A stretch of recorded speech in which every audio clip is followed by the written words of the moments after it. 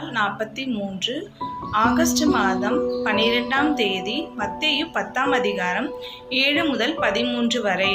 போகையில் பரலோக ராஜ்யம் சமீபித்திருக்கிறது என்று பிரசங்கியுங்கள். வியாதியஸ்தர்களை சுஸ்தமாக்குங்கள், குஷ்டரோகிகளை சுத்தம் பண்ணுங்கள், மரித்தோரை எழுப்புங்கள், பிசாசுகளை துரத்துங்கள்.